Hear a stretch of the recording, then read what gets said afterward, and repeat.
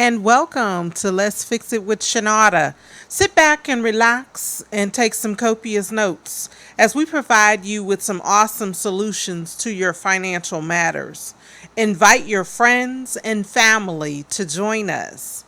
If you're watching this live via Facebook, share, share, share. Sharing is caring. I am Chenuda Harris, your financial specialist, offering solutions to your financial matters. I'm super excited today to come to you with a reality check. Wow. How many of us really need a reality check? Over this last weekend, I had the opportunity to attend our company's top training. We had what we call the millionaire mindset.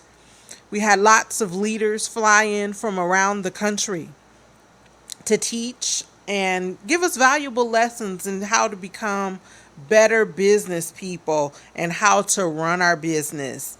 We also received new company updates and also had the opportunity to hear from and meet personally motivational speaker Tony Gaskins and motivational speaker Mr. Inky Johnson.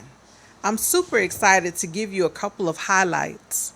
And then I'm going to wind it back and bring it back home in terms of how this equates to what we are talking about here on this platform, dealing with financial matters. Because sometimes we need a reality check for some of our emotions and some of our feelings and some of the things that we are doing.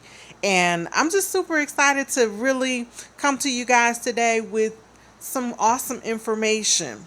Now, Mr. Tony Gaskins always says, evaluate the people in your life, then promote, demote, and or terminate. You are the CEO of your life. I find that very profound because sometimes we have various relationships that are toxic and kind of need to be removed from our life in order for us to proceed with the way life really should be with us. Um, you have people that want to be jealous and don't want to see you be successful and don't really want you to move out of that comfort zone. I don't know, you know, if that's cool to say, but some of those people need to be moved out of your life. You need to reevaluate some situations and some relationships. You have to separate yourself in order to elevate yourself up, Tony Gaskin says. And you are where God wants you to be at this very moment, and every experience is a part of His divine plan. Now, my favorite out of the speakers that we had on the platform was Mr. Inky Johnson. And for those of you that don't really know his story, he was a young man who played for the University of Tennessee college football. He had the aspirations at the young tender age of 7 to play professional NFL football. However, during his college career, that dream was cut short due to an injury. But what blew me away with his whole story was he came from a household of his mom was 16 when she had him. And he grew up in a household where he never really had his own bed, but he just had this awesome dream of he wanted to be a professional football player, take his family out of poverty, and just live the life of a football player because that's all he really wanted to do. He felt like that was his God given talent, and that's what he really had dreamed about being all his life. But in the midst of a play, he was tackled and couldn't move. And he was immediately rushed to the hospital. He told his teammates he felt like there was a shock going up his body. And so when he got to the hospital, he was still coherent of a lot of things he said to us. And he was bleeding internally. So the doctor said, well, we have to rush you back to emergency surgery to save your life. If we don't do this, you're going to die. So, to him, this was like a complete shock. He was like, what do you mean? I'm going to die. Can we find another adjective to describe the situation? He just really wanted to, whatever was going to happen, fix me, doctor, so I can get back out there on the field. Well, as a result of his surgery, he wound up being paralyzed in his left arm. So he lost the complete use of that arm, and his career suddenly ended due to paralysis and this injury. So this was like a major setback for him mentally, but because of his spirituality and his root and belief in God, he just persevered and pushed through that adversity and making that particular moment in his life something major to come back from. And this is a lesson that we all need to learn, is that sometimes things happen to us that will make us have a serious reality check of really what's the most important thing. So he wound up getting married. Him and his wife had children. He said he was trying to find employment, but he found himself being unqualified or overqualified for most jobs that he had applied for, which he thought, that's odd. He had just had a bachelor's degree. He had wrote a book, his first book, called The Amazing Story of Faith and Perseverance, by Inky Johnson. And so one morning he was like determined. He wanted to go meet Oprah Winfrey. That's an amazing dream. Who doesn't want to meet Oprah? Everybody knows everything Oprah touches almost turns to gold instantly. So I guess after being turned down from another job, he said he was going to go in pursuit to meet Oprah from Atlanta. So he got in his truck and he drove from Atlanta to Chicago. But before leaving, I guess his wife had questioned him about his knowledge of Oprah. Did he know her? And he was like, no, he didn't know her. But he was going to go meet her. That was what was in his mind. And he had told it to a friend of his. And he had drove to Tennessee, picked him up, and they drove off to Chicago. Well, meanwhile, the friend stayed at the hotel, and Inky went to Harpo Studios in pursuit of looking to meet Oprah Winfrey. Well, this was during the days when she was taping her show still at Harpo Studios. And the interesting part is that he went into the audience.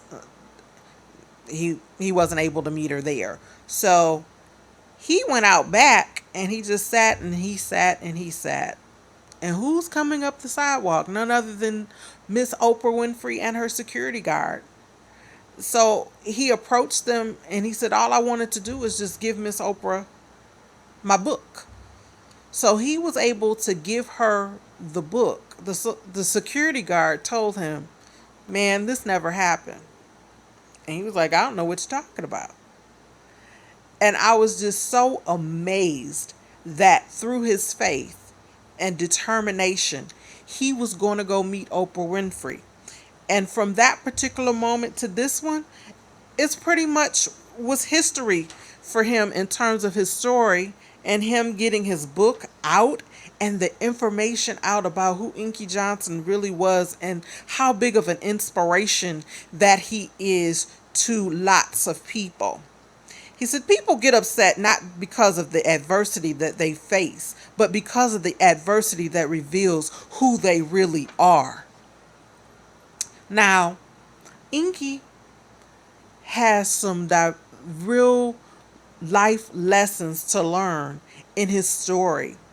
And these are some of my takeaways. He had a dream and desire to play professional football in the NFL. He practiced every day and did all the work to make it onto a college team, a decent college team. He had the supportive family unit to support his dreams and his efforts. In spite of the adversity and the abrupt end to his football career, he never allowed his situation to be an excuse to move forward and be successful in life. His motivation was he needed to be a provider for his family. He had a wife and two children depending on him being a provider as a husband and as a father. And he felt like God showed him that it was all right for him to say no and redirect him to do something different. And he was just obedient to the call. And with that, his quote, redirection of pain, setbacks, shortcomings, highs, lows are all a part of the process. Embrace it, respect it, and trust it. Now, some of the lessons that we can take away as a community is one, as parents, if you have children, don't be a dream killer. Support your children's dreams. Had he not had a supportive mom, he probably would have never played and practiced as much as he did to be as good as he was to make it to the college team that he made it to on a scholarship even. And he also taught us something as well. If you start something, finish it. Don't quit, regardless of what it looks like. You know, he could have threw up his hands after being diagnosed with paralysis and just said, forget it all, and just gave up. But he didn't. He fought through the pain and adversity that he was experiencing through this major loss and turned it into triumph. But he was also open to sincerely hear God speak to him. He had to change his mindset in a matter of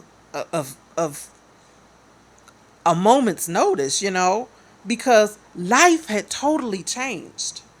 A lot of people don't look at the things that we are faced with, that sometimes our situations are not as bad as we might think. We just have to sit back and work through the situation. Pray about your situation. Don't allow adversity to be an excuse. Let it become your fuel to persevere through to victory.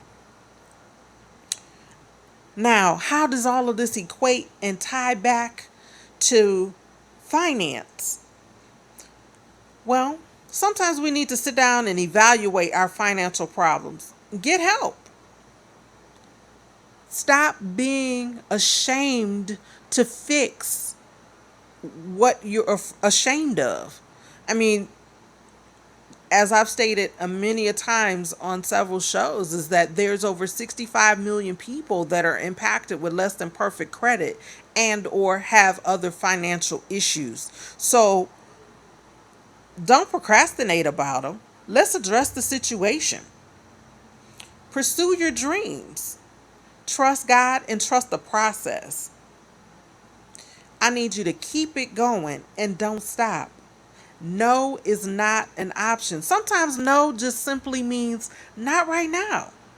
You can come back and revisit certain situations, certain dreams, certain aspirations. Sometimes when we get ready to go do something, right then and there may not be that time for that particular thing to manifest. It might take some marinating, if you will, to let it sit and simmer before you're ready to really execute a plan of action. So one other thing that I really admired is that he didn't allow his finances to become an obstacle. He had financial issues getting employment. So he used his God-given talents, which was writing. He wrote a book. So now he had to figure out, okay, I got this book. I've got this story to tell. Now I've got to get it into the hands of people so they can purchase it and buy it. Some of you are sitting on your God-given talent, be it you have a story manifested in you. And if that's the case, right here at Worship Radio International, we have a wonderful publisher that can assist you with those needs if you have a story that you are trying to get out. If you are a singer, use your talent. God gave it to you. Why sit on it? If you have skills to be a baker and you like to cook, use those talents to become a culinary artist or to be a baker. Whatever your talents are, don't sit on them because you never know when they're going to be lost. Short-term sacrifice. So sometimes we got to sacrifice certain things for a short term in order to see light at the end of the tunnel. Short-term sacrifice can also mean long-term happiness. So in terms of your finances, you might have to sacrifice not going to Starbucks every day, getting that $5 cup of coffee, or going to lunch every day to put yourself on a restoration plan to help propel you into a better financial situation to help you and your family.